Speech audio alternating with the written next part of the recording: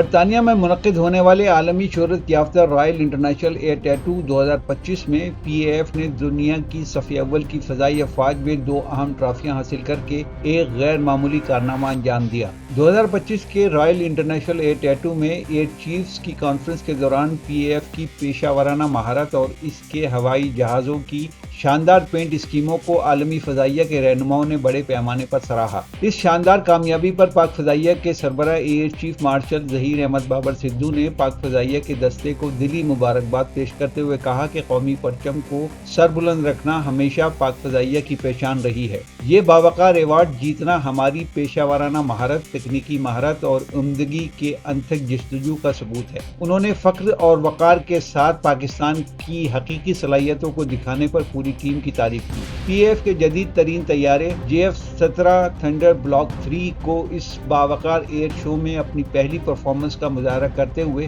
Spirit of the meet trophy سے نوازا گیا۔ یہ ایک نادر اعزاز ہے جو اس طیارے کو دیا گیا ہے، جو رائل انٹرنیشنل ایئر ٹیٹو کے اخلاقی معیار، روح اور جوش کو بہترین انداز میں پیش کرتا ہے۔ یہ ایوارڈ JF-17 پروگرام کی تکنیکی مہارت اور آپریشنل صلاحیتوں کی نشاندہی کرتا ہے، جبکہ عالمی سطح پر پاکستان کی بڑھتی ہوئی ایرو اسپیس کی مہارت کو بھی ظاہر کرتا ہے۔ قومی فخر کے اس لمحے میں اضافہ کرتے ہوئے پی اے ایف C-130H ہرکولس میں اس سال کے لیے آئیز ان دی اسکائز کی تھیم کی عکاسی کرتے ہوئے کانکور ڈی ایلیگنس کی ٹرافی حاصل کی۔